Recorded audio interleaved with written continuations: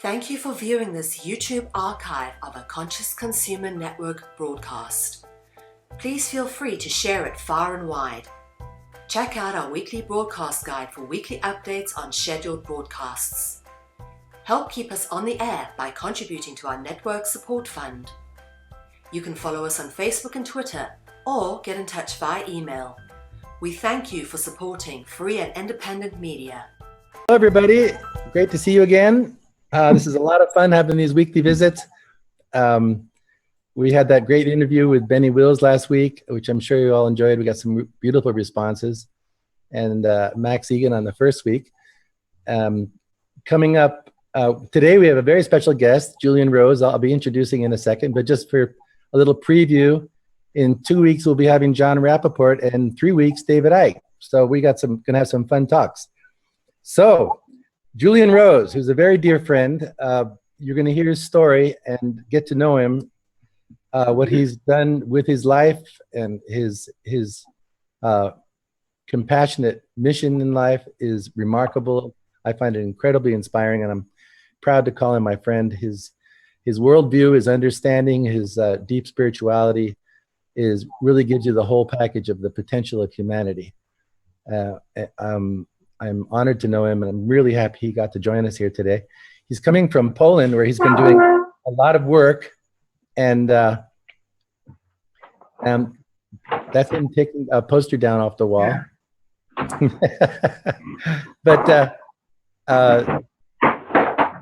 he'll be filling you in on his activities, his recent activities, and we'll also be discussing our perspectives on the world situation and the potential of humanity and the direction things appear to be going, the potential direction and things could go. Julian's the author of several books. We'll be talking about those, as well as a curator of 2 websites, one of which is julianrose.info, where you can get a good glimpse of his work, his articles, which I feature on my website. He's a brilliant writer. His insights are appreciated by so many. His articles go all over the web. Very, very inspiring, very helpful, very empowering.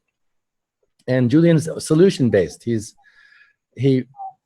addressing the issues as they really are. He doesn't mince his words or his thoughts, but he knows that we need solutions. So he's not one of those who just rants on about what's wrong with the world, but he brings it to a very powerful potentialities that I find very inspiring, and I know many do. So, Julian, with that introduction, brother, it's great to see you. We haven't talked in a bit, have we? Yes, it's amazing.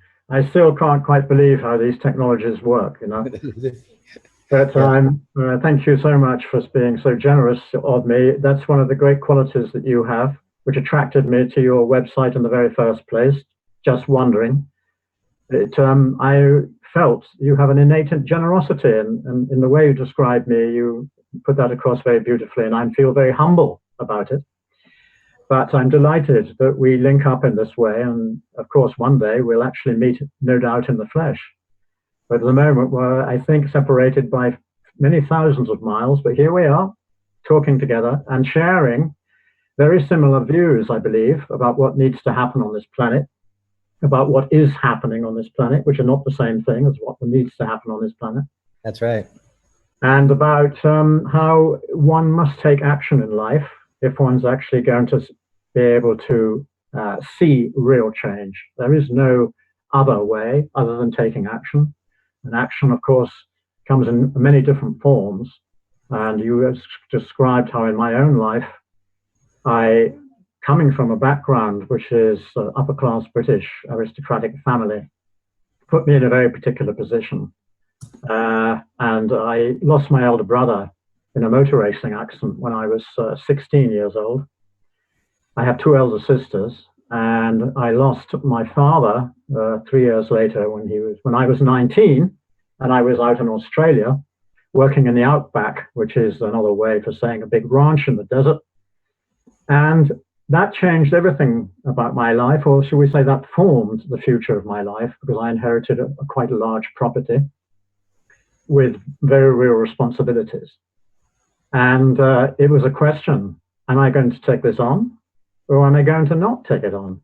And the question did arise in my mind, but actually I probably decided even before my father died that I would take it on, because this is obviously something which I could use to the advantage not just of myself, but of humanity, if I could do something very positive with it. So then I was in Australia. I stayed there for about a year. I worked in ABC, Australian Broadcasting, for a while. I worked in the outback as a cowboy. I worked on a property out there with Aboriginal people. And the property was the size of the Wales, if anyone watching this program knows what Wales looks like. Just one farm, and it had something like 500,000 cattle. Wow. And we got on our horses and we drove those cattle from waterhole to waterhole to waterhole for days on end, and drank what they call gidgee tea in Australia, mate. You know, gidgee tea, sitting under the gidgee trees drinking gidgee tea. Yeah, real on. And I, you know, and that was.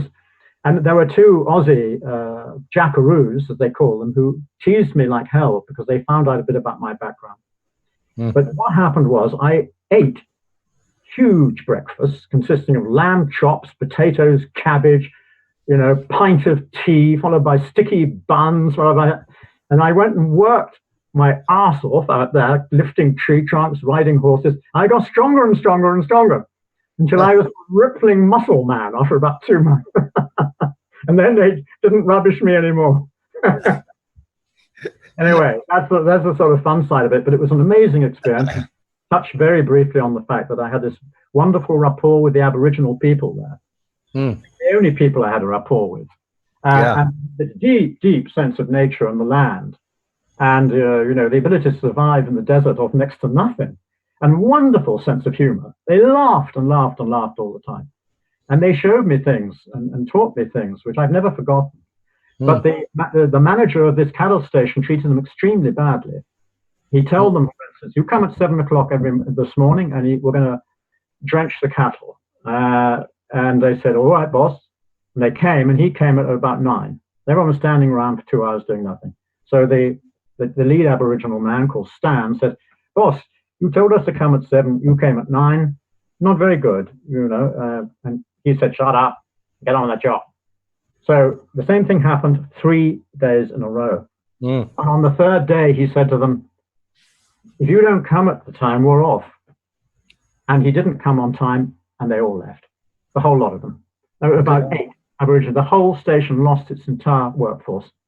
That is an amazing thing. I left about 3 weeks later. The whole place lost its soul, you know.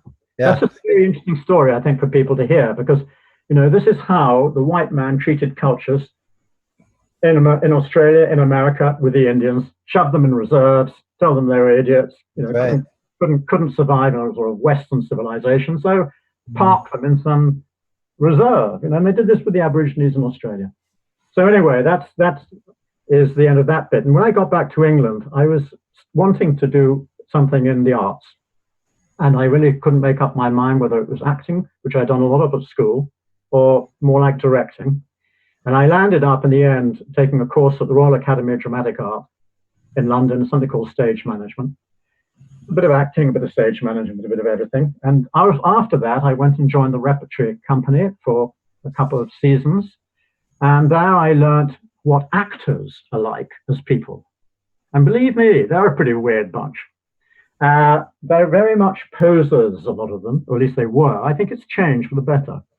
And I remember one time when I had a man who had a lead role, and I was responsible for changing his costume behind the stage very fast. It all had happened in about 15 seconds. Take one lot off, put another one on. And I was putting it on, and he got his arm up the wrong sleeve, and he turned around to me and said, "You cow!" Like that. And I thought, that's what it's really all about. And I decided that wasn't for me, that type of acting. It took you right back to your Exactly. I learned my lesson the hard way, as usual. And I joined up in the end with a very, very interesting group of people, an experimental theatre company from America called the Players Theatre of New England. A friend of mine who joined them actually when I was in the States after I had a failed relationship. I traveled all around America when I was 23, 24 years old.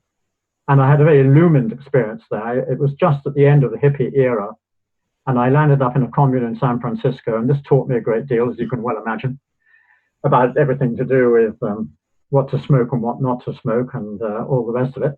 Yeah. And that was very important because it loosened me up and made me realize I'm a human being. I'm not just a landowner, to be. Right, right. In fact, it was so important that when I came back from America, I realized that I could tackle this great estate, this British aristocratic estate, with something perhaps different than I had trained to be able to do. And then I came back from America. I didn't stay in England long. I joined the Players Theatre of New England. I was given a very important role in a small play, highly athletic performances, no props, hardly any costumes, 6 actors playing about 100 roles, winds, trees, birds, insects, people, and it was brilliant. And I loved it, and that gave me another great boost. And at the same time, I studied yoga at the Shivananda Yoga Center. So I had a really powerful dose Wow. of both the arts and the spirit. And when I got back to England, after that, I realized that indeed I could do something. And to cut a long story short, the theatre company actually moved to Belgium. We set up a sort of school and center there teaching. And after about 6 years, it came to the point where a lecturer from an organization in England called the Soil Association came to give a talk about something called organic farming. Organic farming. And this is 1975. Wow. I was the good fortune to see the poster and to go to the lecture. And I heard the lecturer describe that it's about organic farming. It's about the connection, interconnection between soil, plant, animal, and man. And that it's a dynamic cycle. And I thought, yes, it's a dynamic cycle. It's like the acting, it's like our theater, which is about the connection between voice, word, movement, and text. And this is about soil, plant, animal, and man, that they're all interrelated. It's the same thing deep down. And I was like, yes, I'm going to do organic farming. So immediately I started converting my farm, although I wasn't even living in England at that time. I soon came back, converted the farm, and I was number 4 on the official register of organic farmers. We're just 4 of us in 1975. Amazing. So that brings us pretty much up to how it happened in my earlier youth. Then I had this long period of time working on my farm, building it up as a mixed organic farm. Most important element, selling unpasteurized milk to local people. I was the only titled milkman in England, apparently, according to my customers.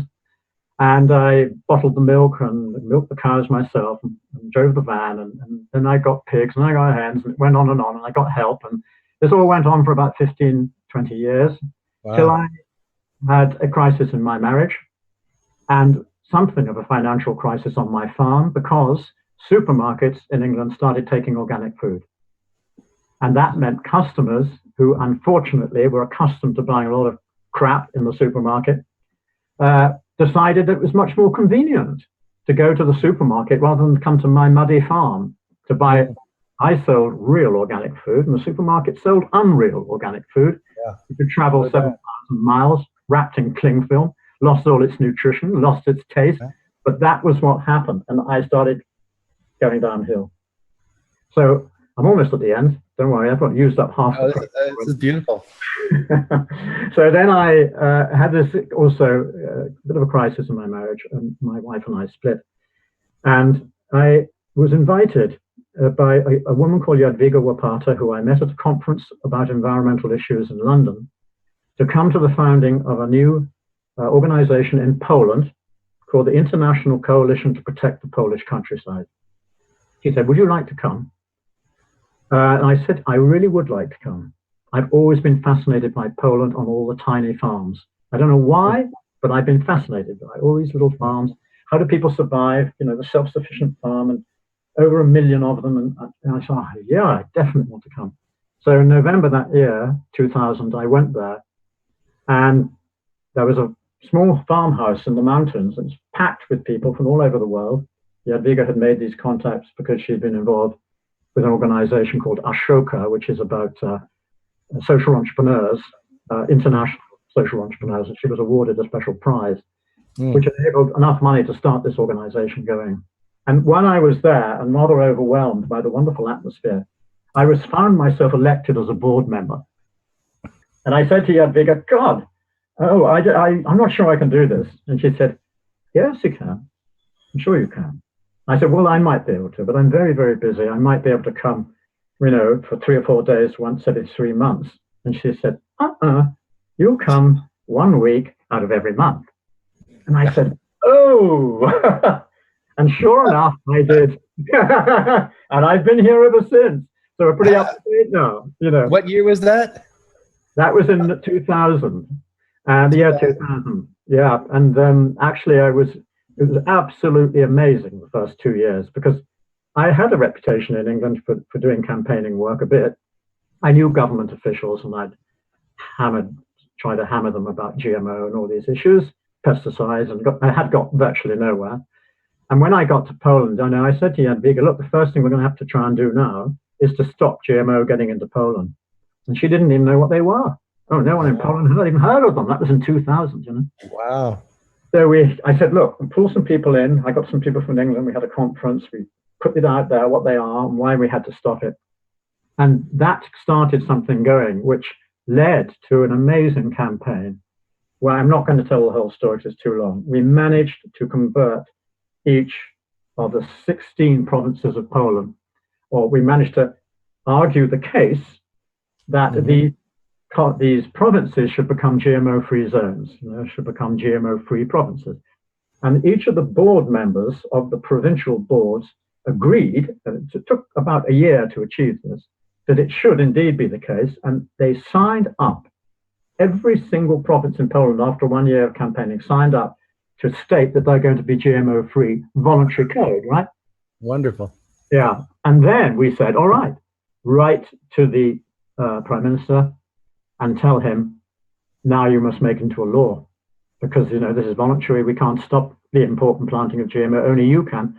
Would you believe it? 3 months later, he did. So in the spring of 2006, our campaign not only achieved a voluntary code, but a total ban of the import and planting of GMO in Poland. And we've been fighting ever since then to hold the line on that one. Ever since then, we just about achieved it. But we have a new opportunity here, which we'll perhaps talk about later in the program. Yeah, because we've had a changing of the guard of the old cronies there, getting as usual, and big corporations, big money is always behind the scenes trying to. Exactly. Yeah, it's such an admirable story, because it's and what an example to people. If being an activist is not a little part-time thing. You really got to put your heart into it. And look what happened, because what you did, you grew it from the grassroots to where the people were empowered with the information. So when further battles come down the road, it wasn't an easy fix. It wasn't a quick change. They're armed, they're prepared, and by then they're even more informed, and they're getting more conviction, because they're watching what these wicked corporations are doing around the world to force their way in, change governments, bribe people. I mean, I'm down in Latin America, and they've got a nasty problem. Argentina and Brazil are two of the heaviest pesticide users in the world, which of course is, Monsanto's, because of their seeds. They say they can spray whatever the heck they want. And the people are getting very sick. And as we know, that's what's really causing this Zika virus scare, which is not really Zika virus. It's the microencephaly of this brain symptom is brought by the pesticides. And this is coming out from researchers in Latin America. Nothing about it in the North, the West. They're not saying a word about it. The United States gets 15,000 cases of microencephaly, babies born with small brains every year. Where's that statistic? Yet now, I don't know if you saw the latest news, but now the U.S. is about to pass some kind of a mandate that they can go door to door and get inside people's homes to make sure that they're Zika free. I mean, the insanity has gotten really bad. We'll get into that. I don't want to get off course, but I was thinking while you were talking, the way your life turned and the way you were led, and so much synchronicity and how your heart resonated, it goes right with your book title, The Changing Course for Life, because you changed course for life. And that's the calling of anybody who's really true to their heart. You've got to follow your passion. That's not just a thing to go do paintings once in a while, though. That's where people's resource is, to go ahead and live the life you've been called to. There's a Rumi quote that I've put up quite a few times about that, the calling of your heart. And people are hearing it now because they're realizing this matrix of complete bullshit they're just learning to turn it off, and they're finding out, hey, there's another station playing. I like that one better. So it's quite an exciting time. I'll make one other comment, and then I'm going to ask you a question. When you talked about the 8 Aboriginals that they made their promise, they kept it. I mean, what a perfect metaphor for what humanity should do with these big bosses. Just don't show up. Quit. Don't support them. Withdraw your consent. Yes. I mean, people are so sucked into security and things and materialism and all the rest. They're afraid to do that. They don't realize how easy it really is. To whatever degree, just get started. But what a beautiful example. And they just said, we're out of here. I mean, that was really cool, that story. Yes, I totally agree with you. It's a brilliant metaphor. And actually, interestingly enough, it goes further, because if once one is taking this step oneself, working on one's passion, because that is actually the key. Passion is the key. That is what fires the intuition, and the intuition fires the passion. And then you have to have an imagination. If you don't have an imagination, you can't create the image of the place you want to be. You must have some image of the place you want to be, something you feel is worth working towards. Then, now I'm bringing us right up to date.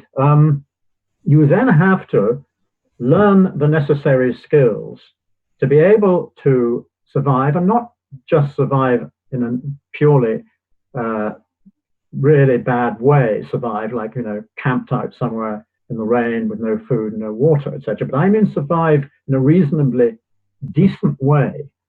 And by able to do this, you simply have to have certain tools to be able to do it, which means you have to relearn things which you were told weren't important in our, quote, civilization. So almost everything that you were taught is not important, is actually going to have to come back and sit in front of you and say, oh my God, after all, I'm going to have to learn how to grow a bit of food. I'm going to have to make sure I can possibly even learn some construction skills.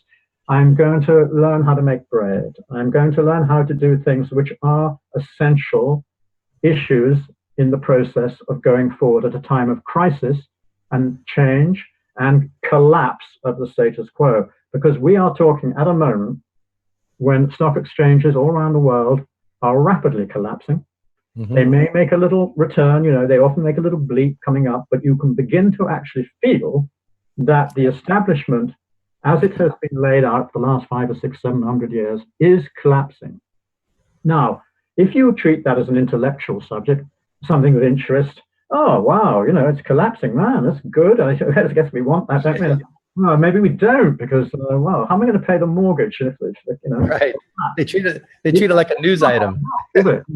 But if the passion sets in and the vision sets in, you think, well, this is a fantastic opportunity to get back to something a lot more simple, where we get rid of all that stuff and all the worry about paperwork, about money, about mortgages, about cars and licenses, fees and money in the bank and interest, and so it goes on and on and on. And that is what is preoccupying what we call civilization. 90% of Western society is totally preoccupied with that, and that only.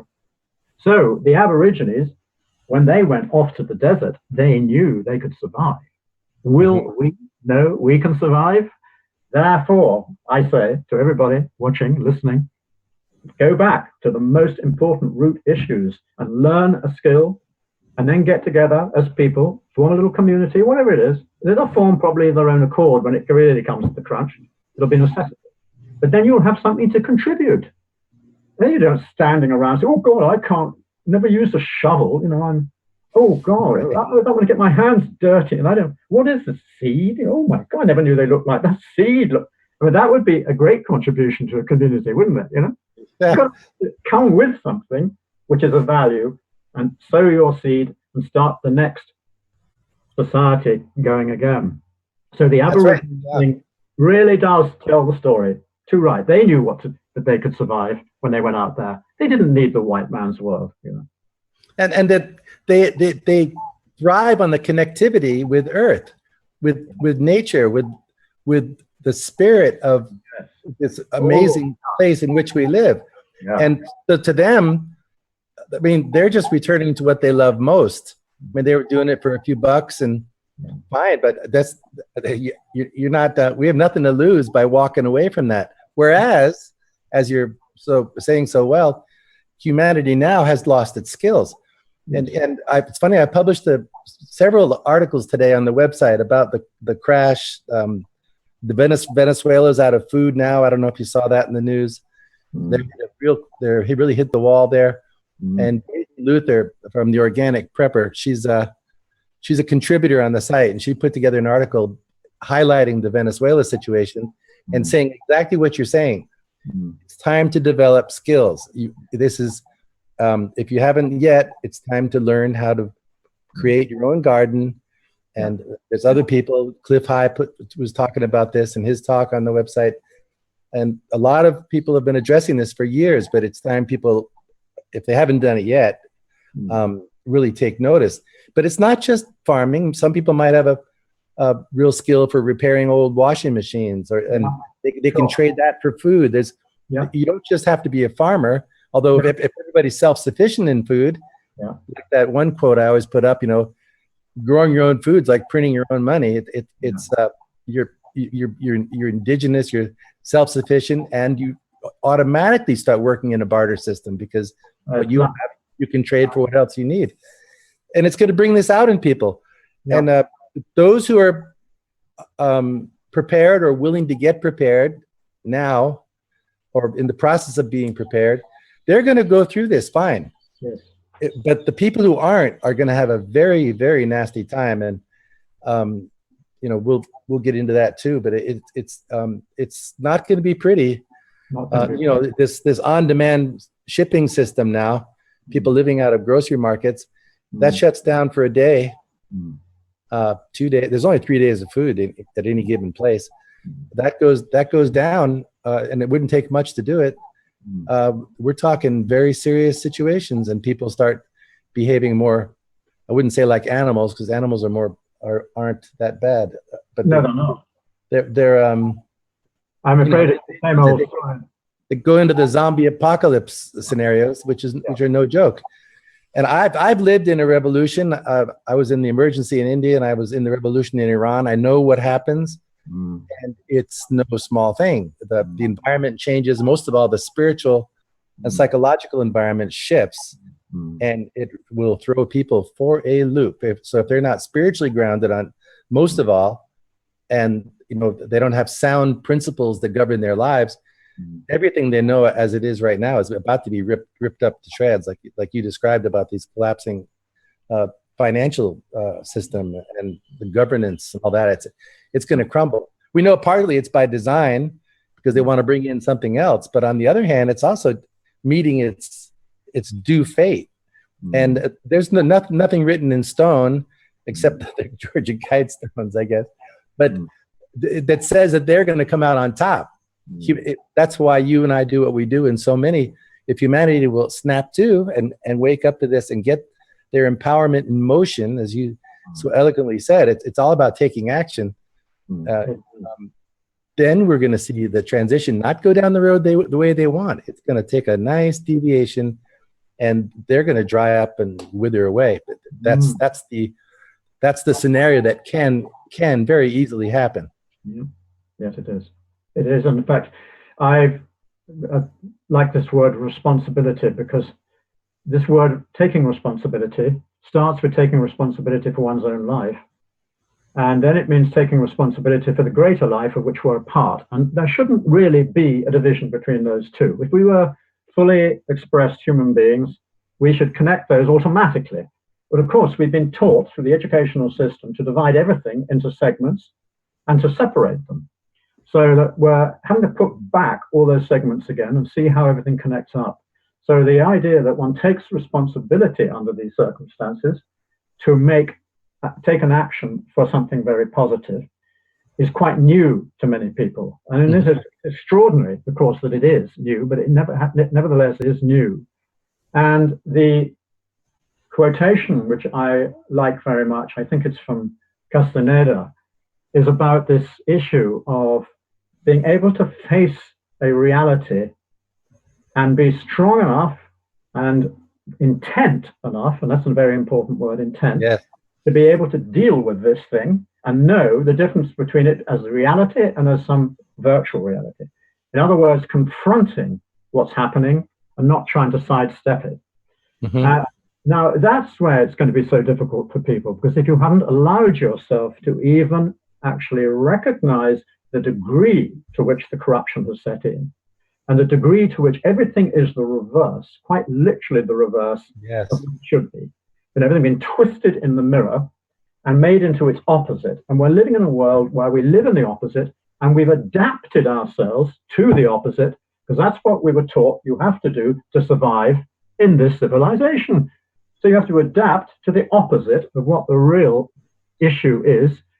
To be educated comes from the Latin word educare, which means to lead out from. And what have we got? Push into. Yeah. So to lead out from is what I was doing in my artistic work. We were working, why we started school was, we were teaching what it means to find the thing in you, which is that deep, wonderful spark of creativity, and then how to channel it into something which, you know, brings better life for yourself and for the planet, yourself and the planet. Now, we're living in an era which is based on for myself. Planet? Oh, it'll look after itself. It's me that's important. Me, you know. And therefore, you've had a huge uprising of people who have recognized, well, you know, something serious is going on. They realize they're off course. We all do. We realize, of course. They learn some tools to get themselves on course. It's called meditation. It's called, you know, spiritual this, asana, yoga practices, all the rest of it. Kundalini, and so it goes on. Oh, and they find getting higher and higher and higher and higher. And then some of the people like this say, don't talk to me about going out and taking action, because that's what other people are doing, and that's aggressive. You shouldn't be aggressive. No, don't do that. That's just playing into their camp. You see, if you go out there and try and do something out there, you're just playing into their camp. That's what they want you to do. And they'll come and hit you on the head even harder. But if you can go off into your nirvana, you know, you'll change things anyway. You don't have to really do anything more than that. It'll change anyway. Now, I'm illustrating this deliberately rather over the top, because there's a lot of gray areas in this whole thing. You're right. There has been a really difficult phase, I think, for people, which is, first of all, you learn about the thing in yourself. And then the second phase is, so to speak, you learn how to apply that to the society you live in to bring change. And that second element has not really come across yet. The teachers who teach the spiritual lesson don't teach that element. Some do, some very remarkable ones do, but most of them don't.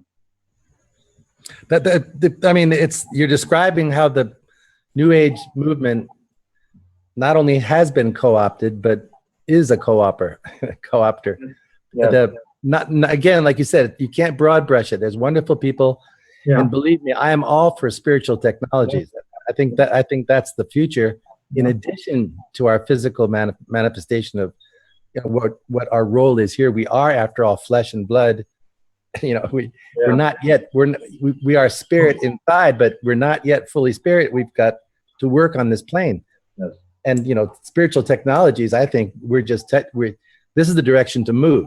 Yes. And I think there's some really exciting things we're beginning to discover in that area. But the fact that it was co-opted, that's only an illustration, I'm sure you agree, of this whole thing of how people have been disempowered from realizing their role as an active human being, because they're told to sit in class and be taught and shut up.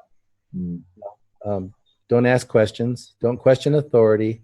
Yeah. You know, but that's just the small stuff that gets really nasty as the social engineering, you know, comes into focus for people, and they start to realize how extensive it is. but it's really shaking off that programming that's essential to all of us having that full ongoing awakening. But it doesn't just happen. I mean, there's a time to, get inside and deal with issues, but that doesn't negate the fact that we're in living bodies and there's plenty for us to do in the meantime. I'm working off my dining table here, but I like to get up and do the dishes when I need to, and exactly. take the dog for a walk. I mean, life is real. There's no escaping it for all of us, But for that to be translated into the world mind one at a time, that it's that practical, and it's that much. It really is something to overcome and manifest. Exactly that. It's an interesting convergence, isn't it? Oh, it is a convergence. Now, I think I might briefly mention the fact that, coming back a moment to Poland, that we're engaged in a situation right now which is a very remarkable one. It's sort of like the next step on from the GMO story, which is that in Poland, they have a situation where there's around about 1.3 million very small farmers having an average of about 5 hectares of land each. Excuse me. And the laws and regulations concerning food production and processing of food in the farmhouse are exceptionally tough in Poland. In fact, just about everything you eat which is good food in Poland is illegal.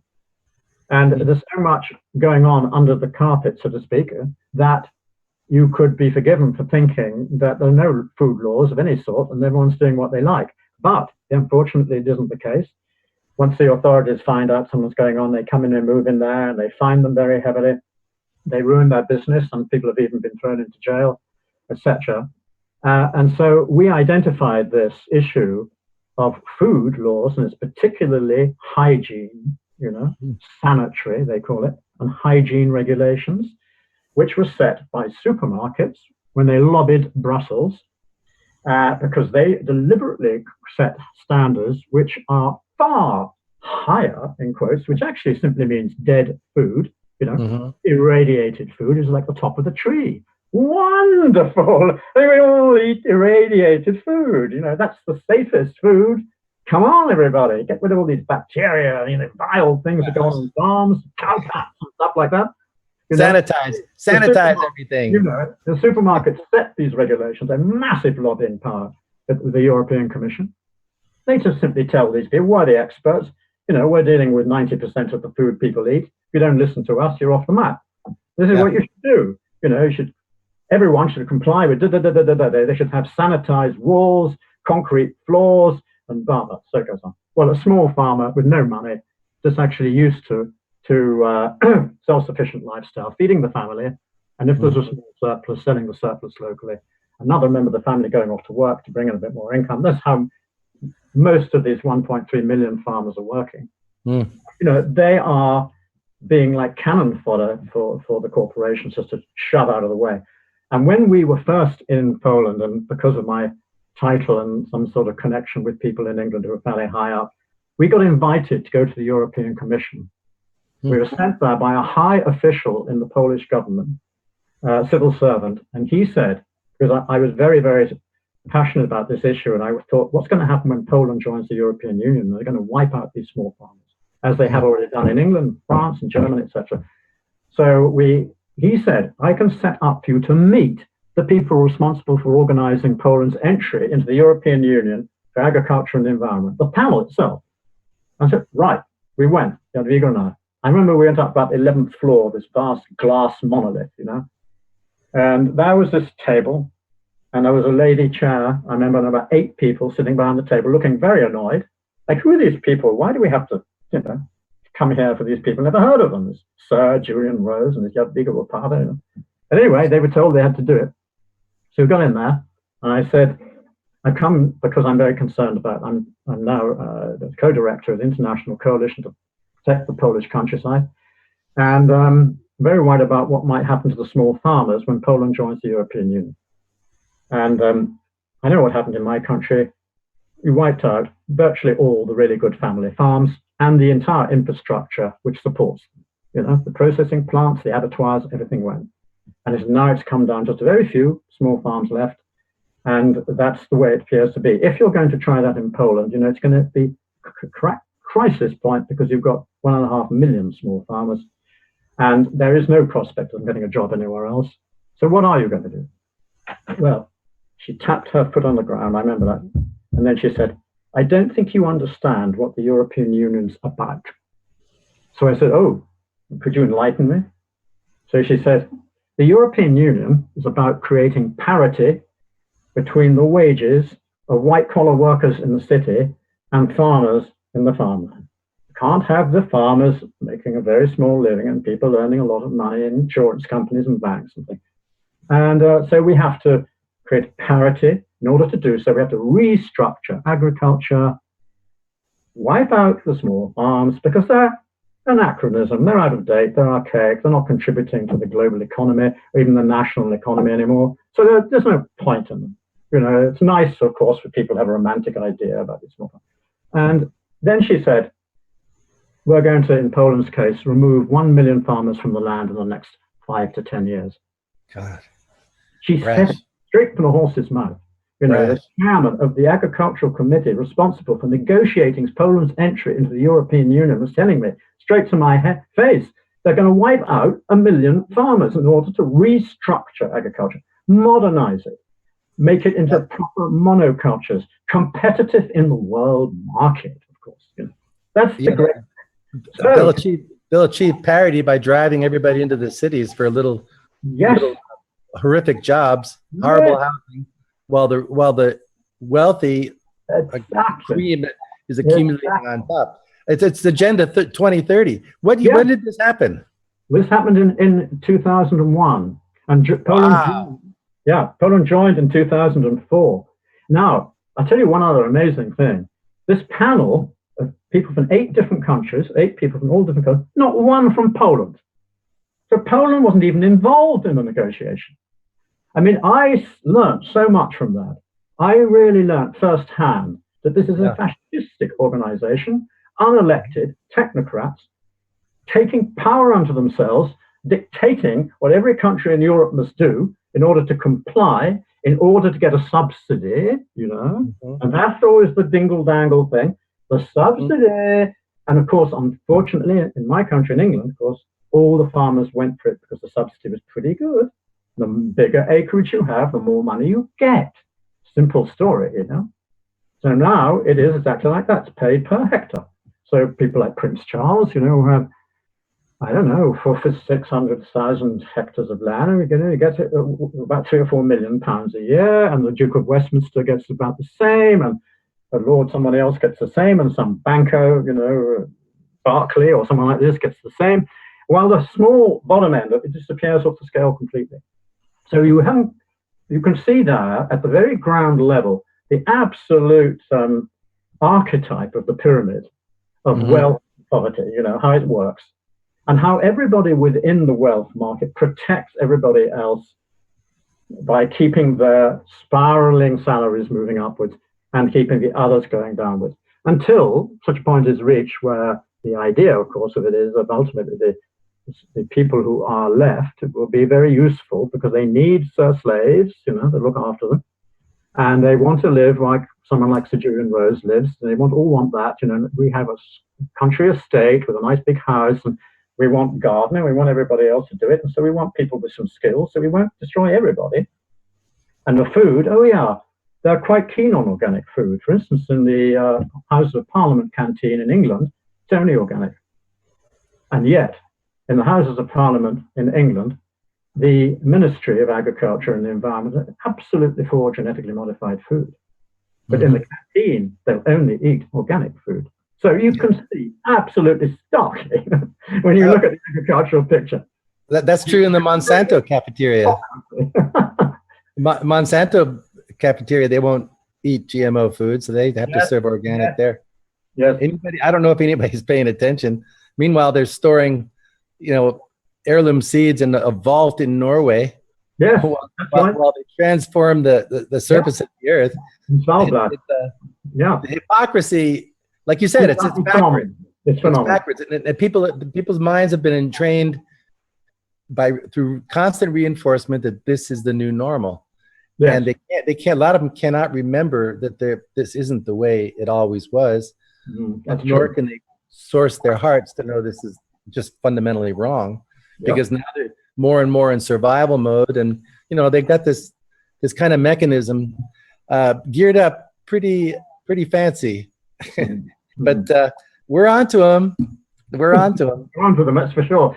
So what we decided to do then, I'll just finish this, was now we decided, it seemed right, there was a change of government, a new government came in, which has been in power many times before, and it's pretty dangerous actually, but it gets in on the ticket that is supported by the sort of people who are less well off and by the small farmers, and it promises to do something for them, So we thought, seize the moment, and we'll try and get a new act and free up these crazy regulations which are making it illegal to process food from your own farm in your farmhouse and sell which is the best quality food there is available in Poland. Of course, the real food, what they call prawdziwe jedzenie in Polish, real food, and that would at least give hope for a renaissance of the small farmer, because at the moment he can't sell it. There's no market left for him really. So we decided to write the act ourselves. Right. Yes, and it sort of came. It came in a sort of inspired moment. Write the act ourselves. Present it to one person we found who seemed to be he's the chairman of the agricultural committee of a party called the Cookish 15, and he's an ex-rock singer, this guy Cookish, and he was determined to try and bust the system open. He didn't know particularly which way he wanted to go. Got some quite good ideas, but he got in there, believe it or not. He got in with 48 parliamentarians. He got 12% of the vote. So he's the third most biggest party now. So we got in with him, and he agreed. He said, well, that's a good idea. You write the act, So we've been writing it for the last 3 or 4 months. Jadwiga's been, of course, my language skills aren't good enough to be able to write it. So she's been very involved, and we've got in touch with all our former colleagues who we work with anyway. We call them our coordinators. We've trained them all to be activists, these people. They were instrumental in the GMO campaign. So we call upon them, and hundreds of emails. We've been writing this act, sending it through to this man. His name's Sahaiko. He passes on to his lawyer, and he words it into the terminology, the legal terminology. Right. And then sends it back to us again. And then we do, what the hell does that mean? I can't understand what you're saying. And they go, no. But finally, just in the last couple of weeks, we've actually got this thing into a form. Oh, wow. Be put to Parliament. Going to be put to Parliament quite soon. Wow. It's very exciting, isn't it? Yeah, it is. We're really determined to make it work, but there's sorts of shenanigans going on there. The party that's that's in power wants to do its own version of this act and not necessarily take our version. So, you're already getting the shenanigans. However, we're going to go ahead with this, and we're going to attach onto it one more issue. Ban genetically modified animal feed. Because they actually the same party that's got back in power planned to do this back in 2006. And I think would have, had the farmers not been seized upon by Cargill and Monsanto and all the people that make this dreadful animal feed full of GMO and full of antibiotics and everything else that's in it, and told them it's uncompetitive. You'll have to pay twice as much money if you're going to get GMO-free feed. You never be able to survive. And they believed them, and they said to the government, we don't want this. We're sticking with our GMO soya. So now we're going to come around to this very same position again, about 10 years later. Good. And see if we can finally get them on side, because they know a lot more now. They've been educated to understand what this means. The consumer is every consumer on this planet in the Western sphere who's eating eggs, drinking milk, and stuff like this, eating meat, is ingesting a small amount of genetically modified organism, or every time they do it, because it comes through, it comes through the food supply, especially in something like milk, it's inevitable.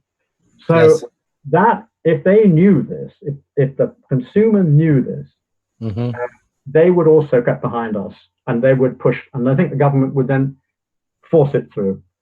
So in the course of 2016, our ambition is to not only get this food law changed, support it for small farmers, but to ban the import of genetically modified animal feed. Are you going to run an information campaign to educate the public? And well, we're going to try and do that. Yeah, it's partly a question of how much money we can raise. You know, as always, these things. We need a lot of money really to get to the right across the spectrum. It's about 39 million in Poland, and it's not so easy to get to them all because about 40% probably still don't have a computer even. You know. Wow. That you know, this is a country which is still quite a poor country. They don't have the benefits of the sort of advanced technology that we're used to dealing with. Sending emails to everybody doesn't necessarily happen. So I think it's different techniques. Actually, it's more interesting in a way because you actually have to go out and meet people and talk to people and get other people to do it. In each province, you get people to go and do this. So you actually meet the people. It's not just talking over the internet, you know? Right. And that's very stimulating. That's right. You wonderfully enough. It's a marvelous illegal food, you know? It makes it all the better in a way because it's illegal, all the more delicious. And then they're very hosting, and you go to these beautiful parts of the country, and you meet very exceptional people. Wonderful. They have this power because they're connected to the land, as you said. They get their hands every day in the land. They exude spirituality, not in the way that we do when we learn our asanas and do our yoga. It's actually the same, but it's very closely connected. And if they meet someone who's on that vibrational level, which they're on, they're very immediately welcoming to you. You know. Right. Most people don't think this. They're scared of farmers. You know, they think, oh God, those people. I don't think I would dare approach a farmer and ask him to grow food for me. But actually, they're wonderful people, humans. and also, like you're talking about these super antiseptic requirements. Yeah. I mean, like you see people in the supermarket, thinking all of the. It's wonderful to see all the apples are perfect and the peaches are perfect, and this one has a piece of dirt on it. And then they go to the organic section, which usually is not in the supermarket, even if they say it's organic. Yeah. And the food doesn't rot. That's exactly that. And they look at it and say, but that food's bad. That's natural food. That's proof that it's real.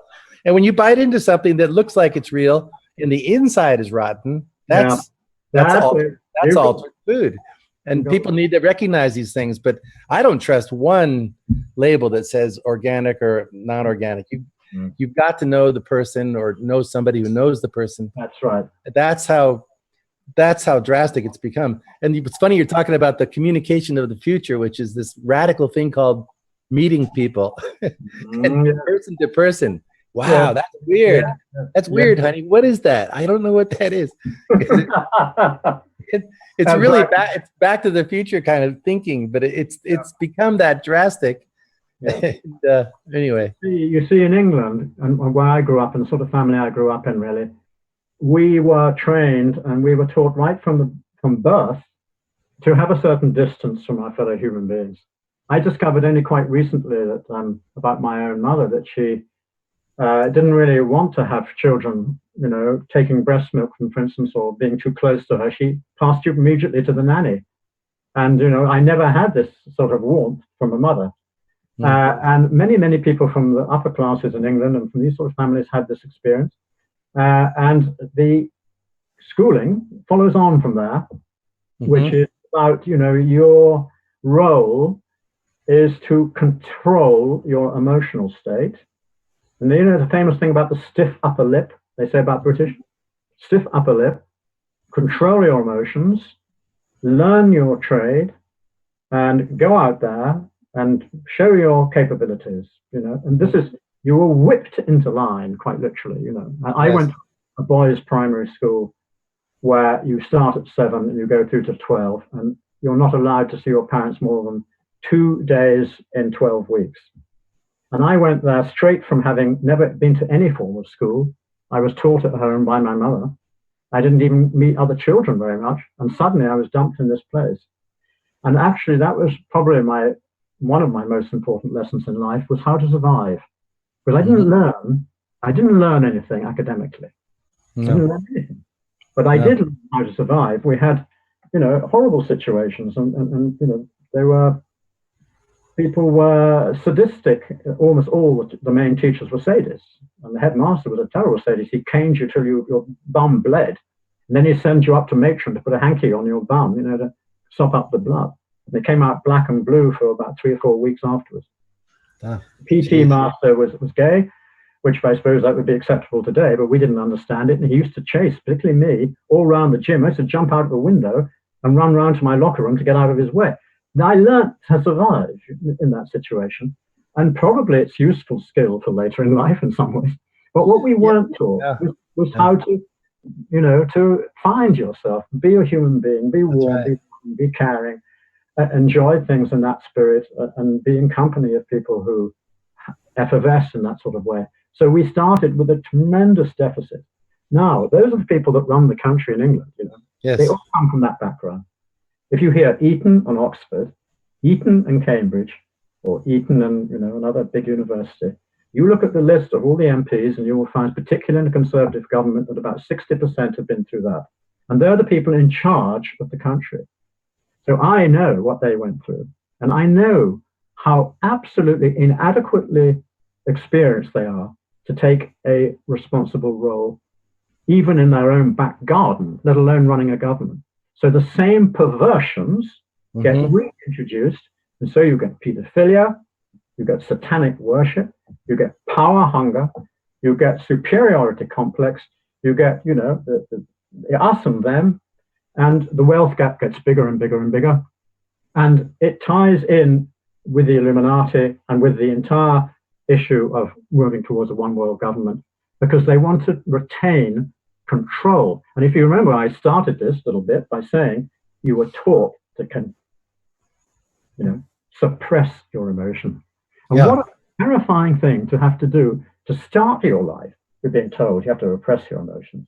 But if you do it, then of course, you might find a way, a technique for doing it. But then later in life, you're sort of crippled, a form of cripple. Yeah. So I found ways of expressing my emotion, sort of to myself, and playing things on my radio down the bed at night, which amused me, and learning some songs and starting to play a little bit on guitar. I just had enough of a lifeline to get me through. Secondary school was much better. They were very unusual. They understood this message about aide du carré to lead out from, and they actually did apply it. And it was totally different. It was much, much better. Saved my life. But we're still in this situation, unfortunately. Yeah, well, the elite. The abused become the abusers, and the cycle moves on.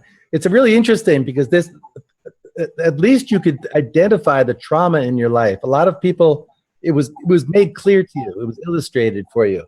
A lot of people, they don't realize that they were traumatized just as much through being abandoned spiritually as a child.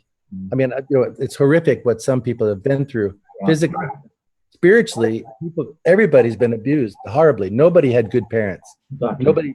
None of us were raised to be this spiritual, inquisitive, creative creature that we were born.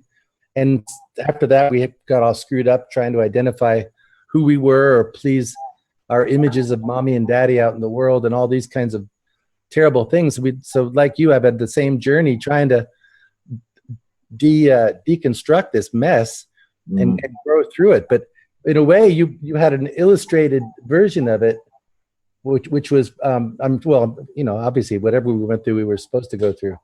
But it's some people can't identify it, and they think they were raised just fine in middle class America or England or wherever.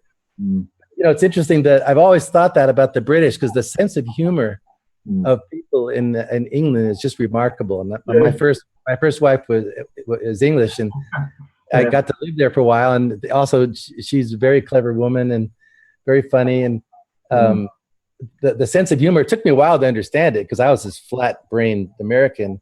But I started getting it, and I just love it. But I've always, and I've also known about the repressed nature of the British. But I think that's why they've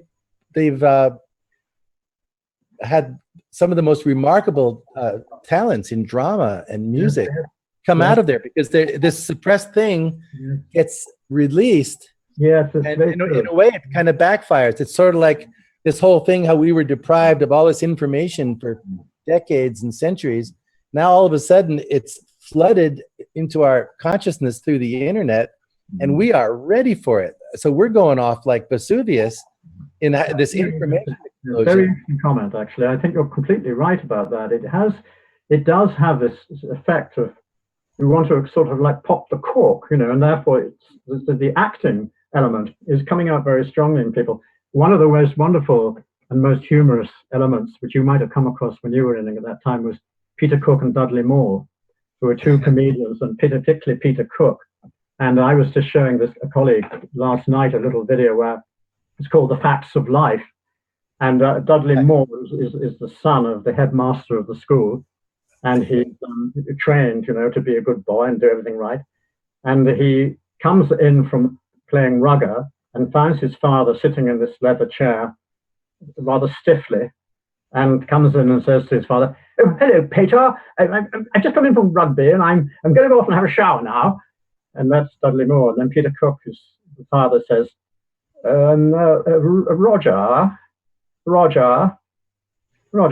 give me a cup of tea, will you?" "Oh, yes, Peter, of course." So Roger pours, nice tea set before. And sets off for his shower and says, Roger, sit down. This is The Facts of Life, it's called. Yeah. Now, Roger, there's something I need to tell you about the way you came into this world. Ooh, he takes his hat off, looking rather nervous. "Yes, Roger. Well, you see, your mother and I did something. She is, of course, of the opposite number. And 4 years later, you arrived." It's sort of such wonderful humor.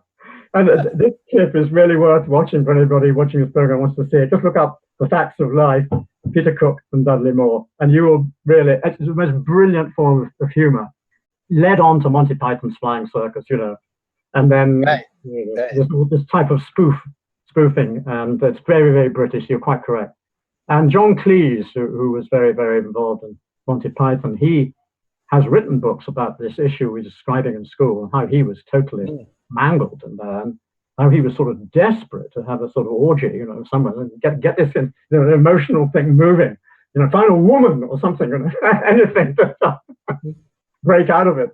And of course, the British have a reputation on the continent of Europe of being very scared of sex, and of course, it's rather true. I mean, if you were going to start your life by repressing your emotions, then naturally you're going to be pretty frightened of sex, because it is somewhat an emotional issue, I think. It's a little bit intimate.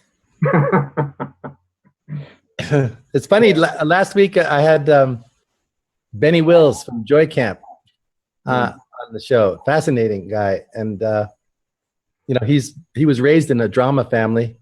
He has 2 degrees in drama, and he tells his story. If you get a chance to watch it, it's really good. But he tells his story how he got into making these videos. This is one of the few humorous things in the whole alternative community, which is, you know, what led him to kind of fill that niche. But we started talking about John Cleese, because I had mentioned that I put up a video the other day where he's talking about humor and how he's very, very concerned about political correctness. And he's been warned, don't go to universities to talk to kids, because, you know, these are uncool things you're saying. And he says, believe me, I've thought about this a lot, but he said, humor is critical.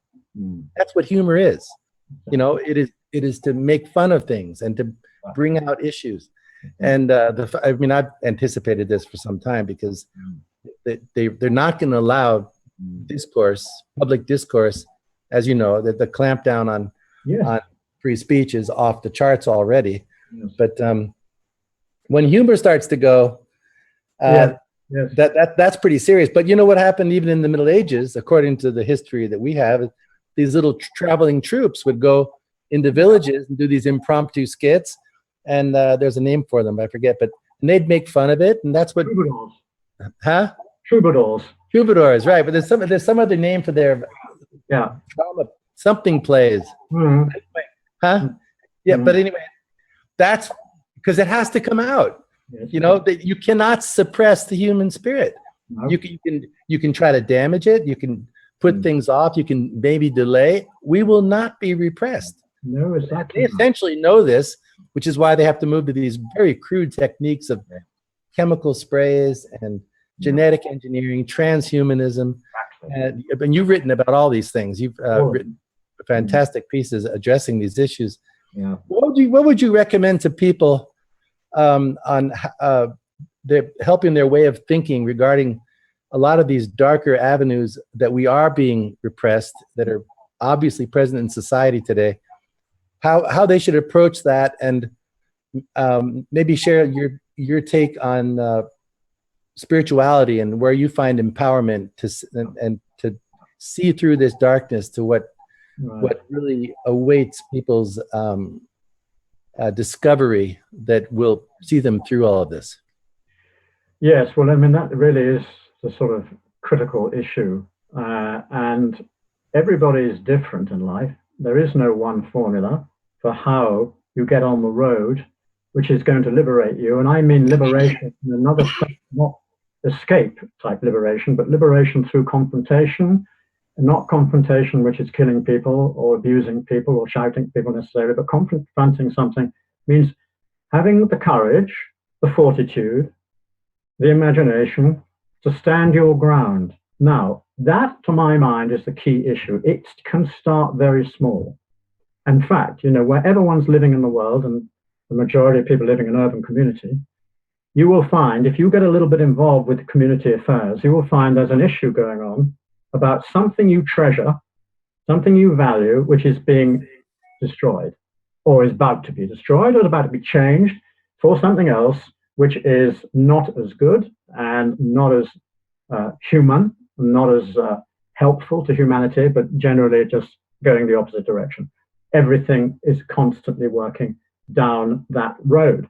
Now, if you feel, for instance, it might be your local post office is going to be closed, and you know the people in the post office, you go down there regularly with your parcels, your letters, they're nice people, they work diligently. Your mail, you know when you put it in there, it's going to get to the place, they take care of it. And you hear that that post office is going to be closed down because they can't afford it, the government can't afford it anymore, or whatever, it's going to be privatized and all the rest of it. So you say to yourself at that moment, damn, you know, I think that's outrageous. You know, this post office employing 3 or 4 people is a very important part of community life.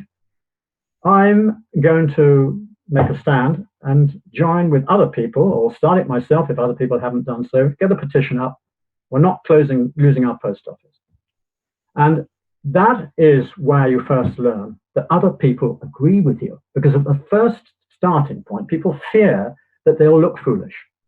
And this is the greatest stopper on people taking action. They feel they're going to look silly because, you know, people are marching along, the automatons are all walking down that road to the cliff, and people are terrified of moving outside of the automaton arena and showing themselves not to be walking off the cliff. But actually, once somebody does, other people say, or 1 or 2 people say, hey, I agree with you. Come and join me, you know, and they come and join me. And you would be amazed how quickly a lot of people are suddenly on your side. Actually, in this place, England's very good. Lots and lots of small groups of people have done amazing activist work. And I mean, it's like a resistance movement, you know. You resist the inevitable destruction of your post office. And you find in the process of doing it, you make all sorts of new friends who are far more interesting than the people you were knocking around with before, who didn't do anything and talk about nothing and waste their time drinking alcohol and blah, blah, blah. Instead, you suddenly find a group of people who are actually rather passionate, interested in doing things. So someone else says, not in the post office, you know, it's the local food store, or it's the craft going on, and so it is. And gradually, you suddenly start finding you're in a whole new community, and your road is changing. You're changing course for life. In that first few steps, what is the quote from Lao Tzu? 1 step in the first step in 1,000 miles, whatever it is, I can't remember. Very famous. Journey of 1,000 miles begins with 1 step. Thank you. Exactly. Now, that is it, people. You do that 1 step. It doesn't even have to be as big as the thing I said. It can be anything which you resist. No, I will not be pushed by this. I don't even care if we lose ultimately. I'm going to make my voice heard. And once you do, especially at this time, because people are waking up, you will find people will respond to you. I guarantee you will find people will respond to you. They were waiting for someone. They were waiting. Unfortunately, they're waiting for someone when everybody is the one. You know, Everybody, like the title of my book, You Are the Awakening. There's no. What happens out of that is you then get this feeling. You get a flush in your own body. You feel, oh wow, you know, it's like a sort of, and that's when the spiritual element actually takes off. Now, I often say to people, it starts that way round. It doesn't start by being spiritual in order to go out and make everyone. Right. It doesn't. It starts the other way. You take an action, which is tough, demands courage, demands time, but you take that action. And I always use the expression, the angels come to you once you've done it. And all of a sudden you find you are a spiritual being, and then you find which particular element of the spiritual road you want to concentrate on to get your own self up to a higher level of spirituality, which means you can take further actions and make them far more meaningful in the outside world. That's right. That is the route, I think. And you know what people are starved for too, Julian? They're starved to see conviction because they don't see any conviction in life. Yeah. The black suits are cut out cardboard figurines. Everything is mush. But when you see somebody acting with conviction and from the heart, and you can even sense they're overcoming something in themselves in order to do what they're doing or say what they're saying. Yes. Or when someone speaks with resounding a sense of authority, yes, it stirs people's souls. It does. I think there's a verse in the Bible that says, somebody remarked about Jesus, is that no man never spake any man with such authority like this, because he spoke from source. But that's each of us. We each need to speak from that's we are the authority, but manifesting it would sure help. And then simply mentally, right? Which is what you're saying. You start putting into action and it kicks into gear. Yeah. I remember D.H. Lawrence, you had a quote up, which was I liked very much. I was very, very keen on his writing, D.H. Lawrence's writing. I love his writing. So passionate. He described in one of his books, might have been The Rainbow, that he said, the civil servants are there. There are servants. I mean, they use the word servant in a broad speaking of the term. There are people there to work for us. The government is there. We elect a government to carry out an agenda, which is actually basically our agenda. So we have to know what it is we want, and it starts at the local level. You have committees at the local level knowing what they want, and then you ask a politician or whoever it is to do it, and you have an exchange and a dialogue, and they put it to the government that they want that, and you win or you don't win. But somehow that idea has gone a long time ago out of the window. Now it's like, oh, those people up there, And of course, you get this difficulty that you get the us and them scenario setting in. It's very, very easy for all of us, and I include you and me, to get excited and to start suddenly saying, those bastards, Oh, yes, well. Right. Then you really think about it afterwards, and you think, actually, I let them. Because I let them. I'm bigger humanity let them. I'm part of bigger humanity. I take responsibility for my actions. I allowed it. Come on, admit it, everybody. I allowed it.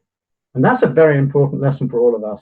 Yes. Very important lesson. Because if we can't see that, we are then one foot in their camp.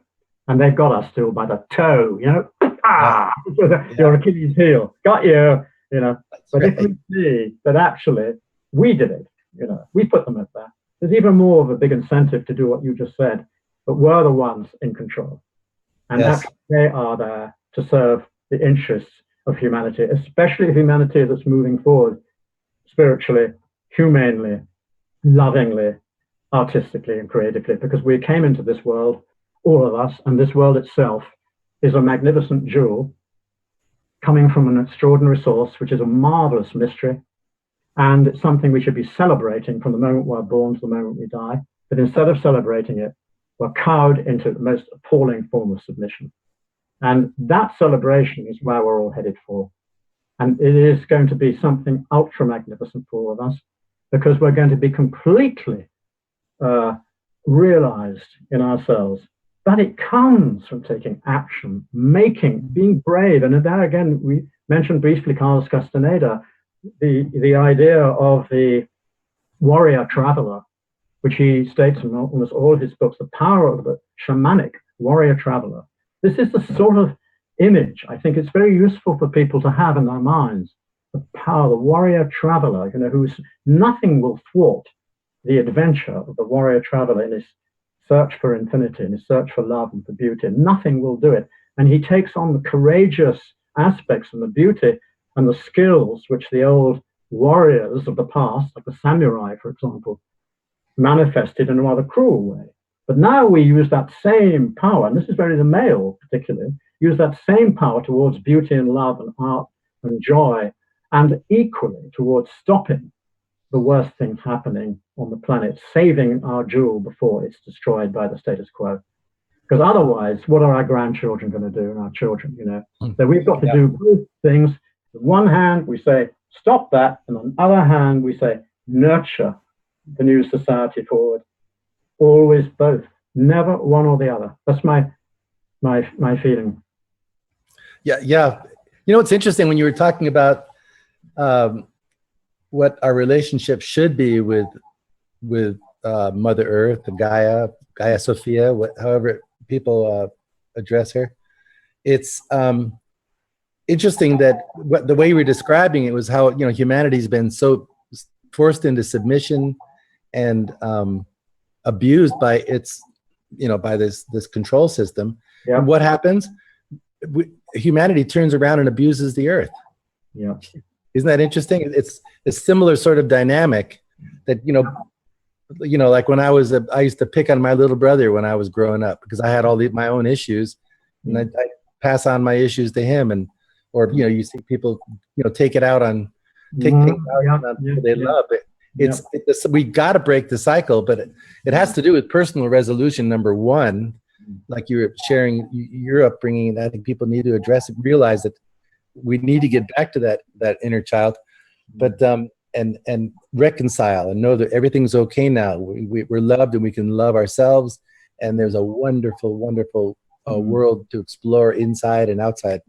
But it's funny you're talking about Carlos Castaneda, because we've been discussing this for the last few days.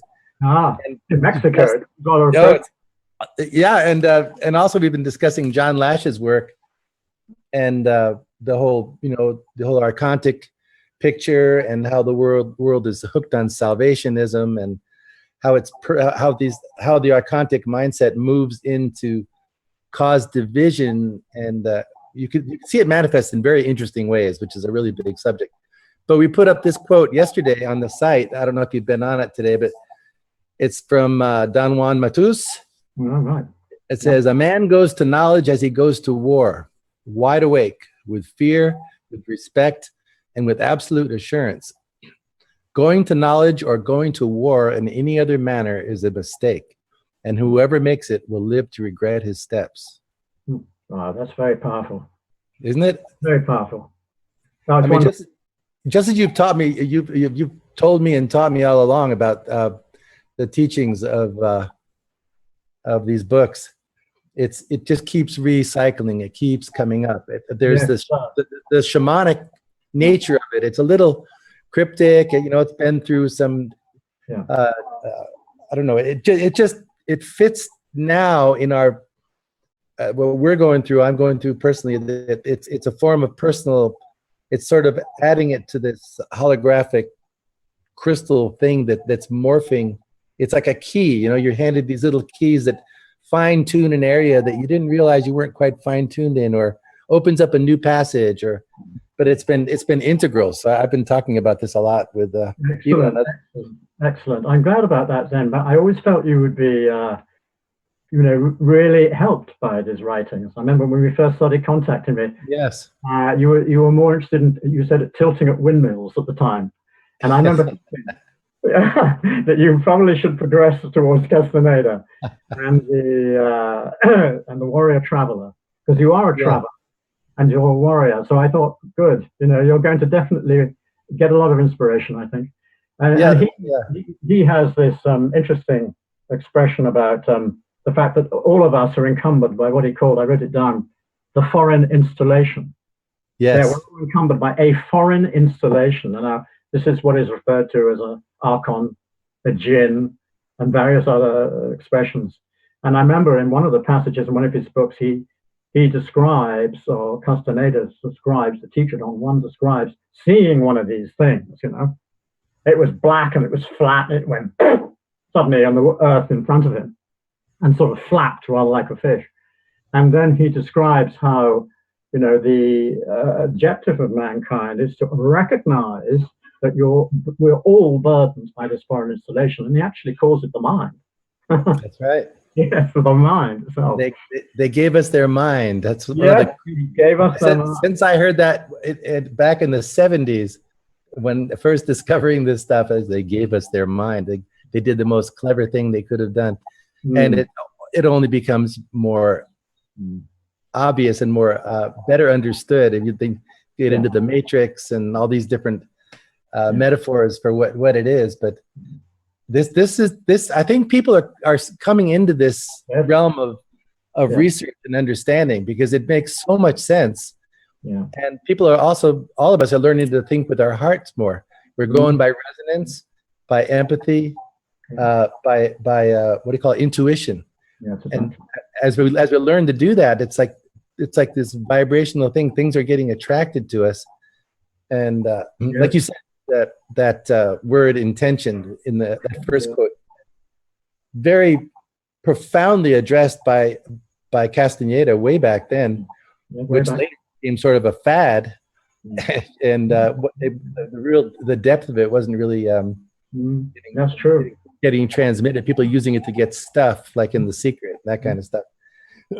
But I think people are getting into this now, and they're really resonating, and they're letting themselves go into areas of discovery that are new, but they're losing their fear at areas of knowledge that before just maybe made them feel a little insecure or unsure of themselves, or maybe like you were saying earlier, maybe I'm going to be like one of those freaks, or, you know, and all those kind of hang-ups. But people are losing that. They're getting to this, which is another good spin-off of the crash. What have I got to lose?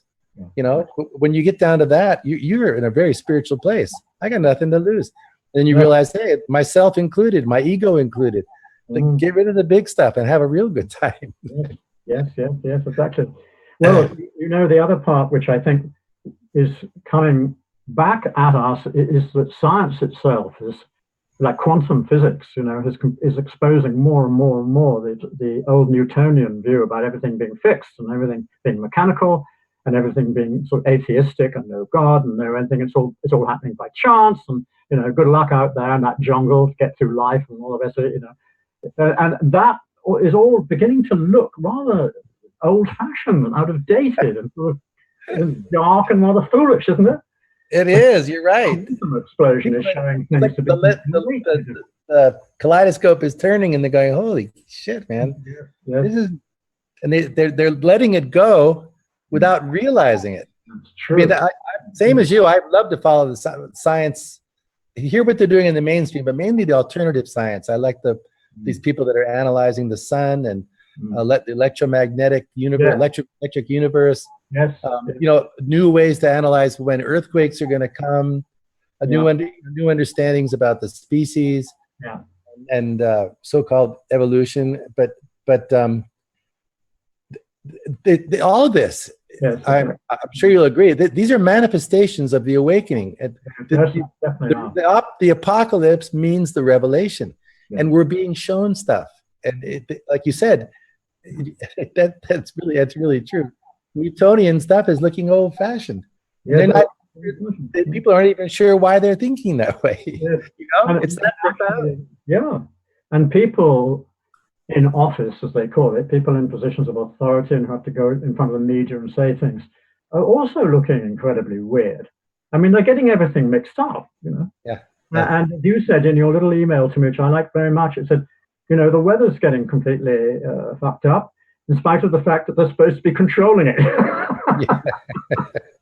So the people controlling the weather aren't actually managing to control it. So, you know, that is very much the state of play we're in. There's a clash between a state of dark, sort of chaotic, trying to hang on to the last emblems of a dying universe, if you like, and some other element which is a light, joyous, deep thinking, intuitive, and they're banging straight into each other. So what we're going through every day of our lives and making us, some of us feel very weird because it's producing all sorts of extraordinary currents and strange feelings. And Yes. you're not being attacked by someone at one moment, and the next moment you're suddenly feeling rather elated. You can't accept, why am I, you know? Well, we don't bother to analyze it too much because it's a waste of time. But Right. intuition tells you this is the great clash between two forces. And I don't think any of us who have experienced anything like passion or love or art or joy can have any doubt that the one that's going to come out on top is the light and the joy and the passion and the love and the creativity, because that's the one that's been repressed for thousands and thousands and thousands of years. And man, when that cork blows now, it's been so repressed for so long, it's going to fly off beyond the moon. So, you know, there'll be scattering, I'm afraid. The darkness will be scattered. It's funny, while you were talking, I was thinking, you know, there's the analogy of trying to hold a balloon or a basketball underwater. Oh, yeah. I mean, sorry. Yeah. But then I was thinking, well, actually, it's like that, millions of corks. And right then you brought the cork in the bottle. That's when you said that. I was thinking cork in my mind. Even more. But these bobbing corks that just keep coming to surface. Hey, what's up? You know, we float. Go right back to the beginning of our conversation, and you were when you introducing, you said, and you know, but it's going to be ugly, and we have to come back to earth and say to people, don't expect it to be a clean, nice, easy road. It is going to be ugly, and we must prepare ourselves for it being ugly. And that's as important as preparing ourselves to be able to do something useful in the new society which we were describing. You have to somehow, actually Carl Castaneda calls it having guts of steel. Yeah. You've got to have guts of steel, everybody. Yeah. You get it? Guts of steel. And that really, you know, the point is it's another stage of initiation for mankind. It's an initiation, a real, genuine initiation. We can talk about it, we can, you know, laugh about it, we can have fun about it, but it's real, and we have to go through it, and we will be changed from within. But we won't unless we go through it. Right, and that's where information is so powerful, because when people hear this and that, like the symptoms you were describing, they go, "Hey, that's how I'm feeling." Well, that's what that is, identifying these symptoms, but also this is what's going on. I mean, you know, at least it's an attempt to describe something, and someone goes, "Oh, okay, it's not just me." This is we're in a transition, but it also helps you see through it. You realize, you know, because the temptation, we've been taught, look inside, something's wrong with you. You know, go to read a book on Freud, and you know you're all screwed up from some sex problem or something. Yeah. But instead, look out. Put your feelers out. Feel what's going on around you, and you'll notice these exact currents. And that's why I love doing what I do. When I write, I'll put out what I'm going through and sensing, and then the comments start pouring in. How did you know? Are you reading my email? Or well, we're a collective consciousness. I'm only saying what's out there. Anybody can say what's out there. It's none of us is special, but what makes anyone special is if they're, like you, back to the beginning again, is taking action, putting into words your thoughts, telling others, meeting people, you know, standing up for what's important to you in your life, being your true self. You know, these are ways that you know, I'll keep repeating this, as will you, because I'm always feel like I'm addressing the people who are kind of mulling it over, and they're so close to activating. You can feel it, and it pulls my heart, and I know it does yours. That people are just, well, you know, what do I do? What do I do? Well, first you got to stop asking the question, what do you do? Because you know, nobody's going to tell you. Nobody should tell you. Exactly, nobody should tell you. Well said. Yeah, we're almost out of time, aren't we? Yeah, and then you know but you know, keep let me show you something. I just want to show you this, bringing it very much down to earth. I have started, Jadwiga was responsible for getting me to do this. I started writing a newsletter for our village in Poland called Stryszów. There's about 2,000 people. And what you're looking at here is just it's just about two sides like this. Of course, it's all in Polish, and I have to have it all translated. And what I'm doing is I'm trying to see I describe myself as a foreign person living here and as a farmer and as a writer. That's all I do. Then I write about my perspective on this little Polish village. And I'm describing why I'm so pleased there's a bakery and there isn't a supermarket. And I'm so pleased there's a hardware store, and there isn't a huge do-it-yourself, vast compound somewhere. And I'm so pleased about this and I'm so pleased about that. People liked it. And then I do it seasonally. So there's a spring, summer, autumn, and winter one. I've just done the winter one. But I've been gradually working my way through. Well, this time I got to the point where I felt I had to say something a bit more because the weather has been completely mad, Yeah. Everyone knows it. We've had a ridiculously mild winter. We've almost had no snow. Poland's usually thick in snow in our part of the world. It's usually about average of -5 or 6 every day, So there's been pluses and almost no snow. So I started describing the fact that it's something called climate change. People talk about a lot, global warming. And I said, it's a bit strange, really. I said, because a lot of different things must be involved in this odd weather we're getting. So I said, for instance, one of them is something called the pole shift. I said, I don't know anybody would reading this is aware, but the poles have shifted considerably. For instance, I said, the North Pole has shifted to somewhere north of Siberia, and the South Pole has moved out of Antarctica. And I said, I think we're all agreed that that's bound to affect the weather.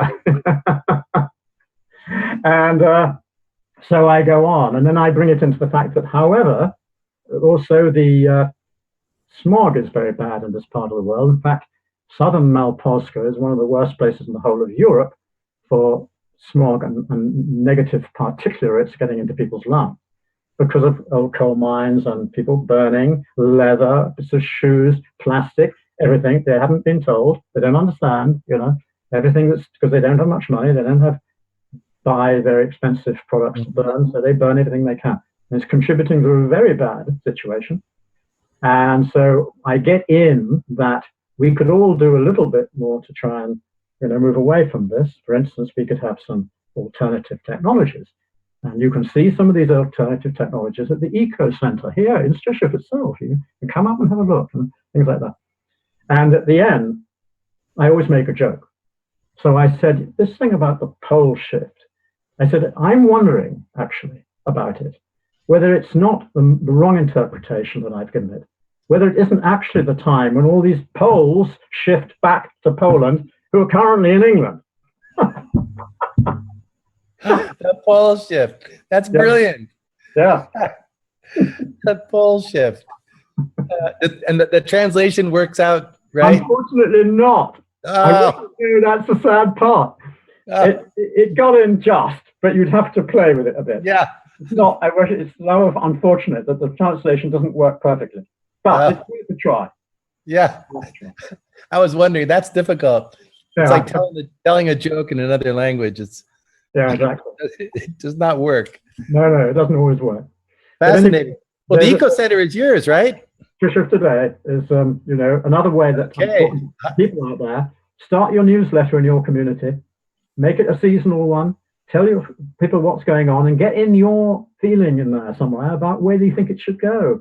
And people will read it probably because they are reading and watching absolute rubbish all the time on television stuff. Something which is practical, down to earth, and a bit amusing, and some personal's view. You'd be surprised how many people will pick it up in the local shops. That's a brilliant idea. Brilliant. You should, hope you include that in your next article. The newsletter revolution. It's local. It's on paper, tangible. I mean, I'm just picturing my own neighborhood here. And my Spanish isn't all that great, but I could have somebody, translate it or exactly. fix it up. But then they'd go, oh, I know this guy. He walks up and down the street with his dogs. He's the guy that says hi all the time. So he's the guy who points to the sky quite a bit. Yeah. but something engaging and friendly and warm. What a way to build community. I think that's brilliant. Back to good old, but people will get their old mimeograph machines out again. That's it. Back to fundamentals, back to basics. That's right. It's all connected. It always goes round the wheel. And in the end, you don't feel any jolts between the highest spiritual thing and the most obvious practical. Yeah. In the end, there's no jolt between the two. It's a nice, smooth running thing, and you can speak as openly about both about everything, and then you find by what David Icke calls connecting the dots, by connecting everything up, which seems to be separate, it's hugely important for one's awareness of the state of the planet. One really can start to see what's actually happening without having to ask all sorts of people and probably get the wrong advice. You can actually work it out for yourself after a while. Anyway, I'm raising my glass to you here. Oh, what a beautiful. That's mine. Oh, cheers then. Here's to. Agua fria. Yes, you've got a pint there, and I've got something like a wine glass. Good luck to us all. This is 5 times filtered water because they've got glyphosate. They've got glyphosate in the water now from Monsanto. Oh, anyway, cheers. I'm sorry, I missed it. Cheers. I got homemade apple juice. Yeah. Oh, yummo! It's a pretty glass too. They've got glyphosate in the drinking water, more chlorine than you can't even smell it. It's so strong at times. So a friend of ours has a 4-filter system that we bring it back home and put it through our Berkey that has 4 filters in it and fluoride filters. So that's the best we can do here. But it's we get it, or a friend has a well, but we still run it through all kinds of filters. Sad state. We have to. That's why I tell people you got to eat and live somewhat on the defensive because it's the mad world we're living in. You really do have to do that. And Professor Seralini, a very famous French professor who put together the most important independent experiment yet done on GMO and glyphosate about 4 years ago, revealed to the extent of which we are being affected by both. And actually, the glyphosate almost more than the GMO. They're both doing enormous damage, but they always work together because Roundup Ready is what it is. You can't have you buy the seed and you have to buy the Roundup with it. It's all part of the package from Monsanto Corporation. So he did a test running over a 9-month period on rodents, and he discovered they discovered this Caen laboratory in France. That after 3 months, they started developing serious lesions of the kidney and the liver. And then after a period of about 6 months, they developed tumors, really serious tumor. And after a period of a little bit longer, I think this experiment went on for 1.5 years, the percentage of the females were unable to reproduce. Unable to reproduce. Now, what does that tell you about what this food is all about? That's right. Depopulating the planet. That's right. They so-called, well, they blocked that paper on its first publication, but it came back. Yes, it came back. And it came back. And I mean, kudos to that guy. Monsanto turns around and says, "Oh, we tested it." Yeah, for how long? If they did at all, they 3 months. Didn't give it time to develop what the hell it's doing to people. I mean, there's so many things when you get into the fertility drugs, the plastics they use, the biphenyls, the way that they're slowing down human reproduction. That's why I say that depopulation's underway. People are waiting for some big slaughter. Well, humanity's being ground to a halt if we can't snap out of this and change some of this. But it's very serious stuff. Very serious. But people are getting aware of it. That is quite remarkable. And I also console myself in the fact that even there's people on the so-called inside the system who are aware that things aren't right. And some of them very much aware, but they're in compromised positions for different reasons. Yeah. Well, where are they going for their information now? They're coming to us. They're coming to where there's still free information in the alternative or independent media, whatever you want to call it. You do a search for something now, even though they're messing with the algorithms, and if somebody's really serious about what are these chemtrails, boom, you'll get millions of hits, millions of search responses. So anybody who's just has an inkling and a question, they've got it's a few keystrokes away from exploding into a world of information. And I'm sure, I'm sure of this, that there are millions of people, and this is what I attribute to this mass awakening, that it's happening at levels that people need to perceive with their heart, just by deduction, practically. is reason, but still it's an intuitive deduction. People are finding the truth and they're chewing on it. They're coming to new conclusions in their lives. It's building slowly. It's frustratingly slow, and especially for those of us who understand so much of it, but it's happening. It's happening. So, like you were saying, humanity's evolving, and this is happening. It may not be the time frame that we'd like to see it, but we're gonna have to think a little more expansively, while at the same time keeping up the urgency. It's kind of a paradox. Yeah, that's right. Absolutely right. Yeah. Well, I'm getting hoarse now. Then I'm getting hoarse, and I've run out of apple juice. Okay. Time must be almost up. It is. Well, yeah. Let's wrap up. Well, why don't you tell people where they can find you, your books, and sure. if they'd like to contact you, if you'd like that. But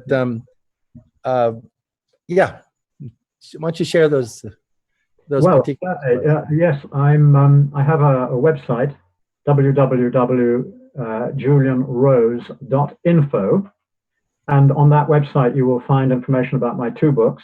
The first one's called Changing Course for Life, and the second one's called In Defense of Life, and there's cover for it, this one. And that there you go. Are both available at from me or from Amazon.com or from various bookshops that are available from the web that you can get in touch with, online type bookshops.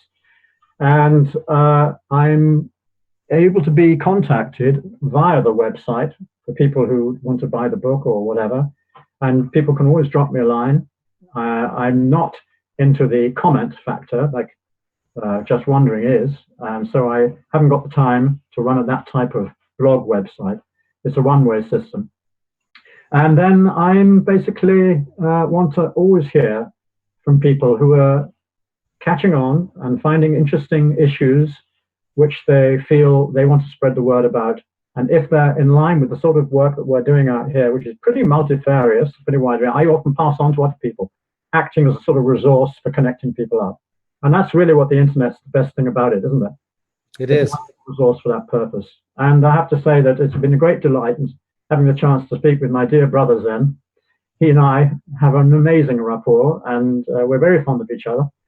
And I'm so delighted that he's got this particular job now, this big self-created job of running a show like this, because he's very, very good at it. And I feel him going on and on forwards, and let's hope we hold hands and go on together.